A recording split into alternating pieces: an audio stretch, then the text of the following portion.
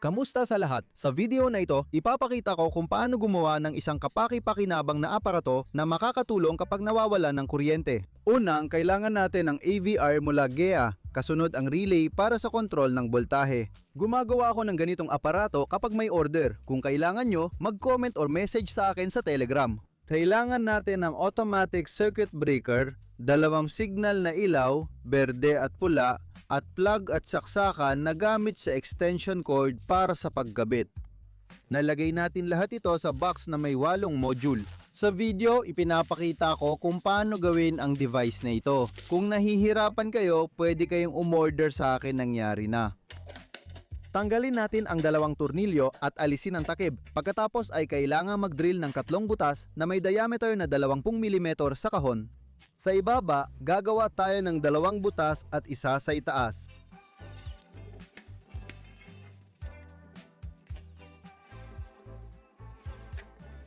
Pagkatapos gawin ang mga butas, kailangan nating ikabit ang mga cable gland sa mga ito. Sa itaas, ang diameter ng cable gland ay dapat takma sa 5 hiblang cable na may sukat na 2.5 mm kwadrado. At sa ibaba, dapat may 2 magkakapareho para sa 3 hiblang kable na may sukat na 2.5 mm kwadrado. Ngayon, kailangang ikabit lahat ng module ng device na ito sa isang rail. Madali lang, pindutin lang hanggang marinig ang click. Sunod, ipapasok natin ang 1 metrong 5 hiblang kable na may sukat na 2.5 mm kwadrado. Gamit ang ganitong kable, ikinokonekta ang device na ito sa inyong apartment o bahay. Kapag ginagawa ko ang device ayon sa order, ina-adjust ko ang haba nito para sa bawat isa. Ngayon, bawat wire ay tinatanggalan natin ng insulation at pagkatapos nito, nilalagyan natin ng NHVE na mga terminal. Kailangan ng mga terminal na ito para magkaroon ng magandang contact at koneksyon ng kable. Sunod, 2 kahit anong wire ang kailangang ikonekta sa input ng voltage relay. Sa kaliwa ay neutral, doon ko ikinokonekta ang asul na wire. Sa kanan ay phase, doon ko ikinokonekta ang pula. Ang berdang wire mula sa 5 core na cable ay ikinokonekta ko sa bus bar bilang grounding. Yung 2 natitirang wire ay ikinokonekta ko sa output ng automatic transfer switch. Kaliwa para sa neutral, kanan para sa phase. Kailangan pa natin ng 1.5 metro ng 3.2.5 na kabel. Ipapasok ito sa cable gland, lalagyan ng terminal lug at sisimulan ang pagkonekta. Ang isang wire na kulay dilaw ay ikinokonekta sa grounding bus bar. Sa asul na wire, magdagdag ng 1 kawad at sabay silang i-crimp gamit ang double terminal lug. Pagkatapos ng crimping, ito ay kailangang ikonekta sa output ng voltage relay sa kaliwang bahagi. Sa kanang bahagi naman ay kinokonekta lang ang 2 piraso ng na-crimp na kawad. Ang ikatlong wire mula sa cable ay hindi konektado rito, kundi sa output ng circuit breaker hiwalay. Ngayon, isang wire mula sa voltage relay ay ikinokonekta sa berdeng ilaw. Ang neutral output ay sa unang input ng automatic transfer switch, kaliwang terminal, at ang phase output naman ay sa kanang terminal. Sa asul na jumper, neutral ay napupunta sa berdeng ilaw. Sa kayumangging jumper, phase ay papunta sa circuit breaker. Ipinakita ito sa dulo ng video at may diagram para rito.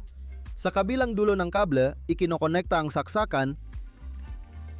Sa pangalawang pasukan, ipasok din ang 3 ugat na kable na 1.5 metro. Ang haba at kapareho rin ng naunang kable ang seksyon nito, 2.5 mm kwadrado. Ang isang ugat mula sa kable nito ay ikinokonekta natin sa grounding bar at ang natitirang 2 ugat ay ikinokonekta natin sa pangalawang pasukan ng automatic transfer switch. At mula doon ay naglalagay tayo ng jumper papunta sa pulang ilaw. Ang taas ay magiging neutral, ibaba naman ang phase. Sa kabilang dulo ng kable, ikinakabit ang plug, kaya malapit nang matapos ang aparato. Lahat ng koneksyon ay ginawa base sa eskemang nasa screen.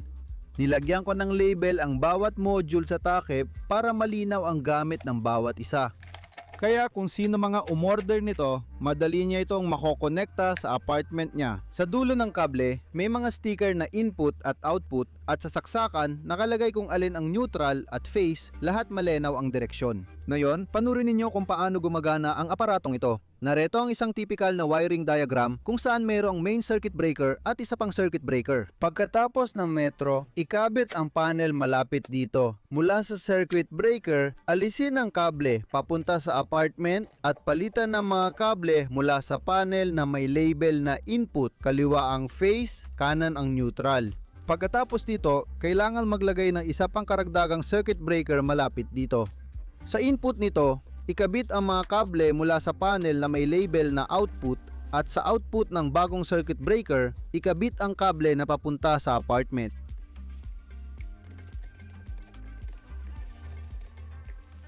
Ganito ang dapat kalabasan. Panurin ninyo kung paano ito gumagana. Para mas malinaw, isaksak natin ang bombilya sa saksakan at buksan ang circuit breaker. Una, mag-on ang voltage relay sa panel at magsisimula itong magbilang ng oras na itinakda mo. Pagkatapos noon, magkakakuryente na sa apartment. Gaya na nakikita ninyo, umilaw na ang ilaw sa bahay. Sa panel din, umiilaw ang berdeng ilaw na may nakasulat na grid. Pagkatapos, isaksak ang plug sa charging station at ang charger sa saksakan. Ngayon, umiilaw na rin ang pulang ilaw na istasyon sa panel. Patayin natin ang circuit breaker, parang nawalan ng kuryente. Kita nyo, lahat na gumagamit ng kuryente mula sa charging station. Pagbalik ng kuryente, magbibilang ng oras ang voltage relay bago bumalik sa normal na operasyon. Mula sa city grid, kapag nawawala ang kuryente sa lungsod, namamatay ang berdeng ilaw at kapag bumalik ito, muling umiilaw ang pulang ilaw, tuloy-tuloy ang ilaw ng charging station. Sa madaling salita, maayos ang takbo ng lahat. Kung kailangan nyo ng ganitong aparato, mag-order lang sa akin sa pamamagitan ng komento o telegram. Salamat sa panonood at paalam!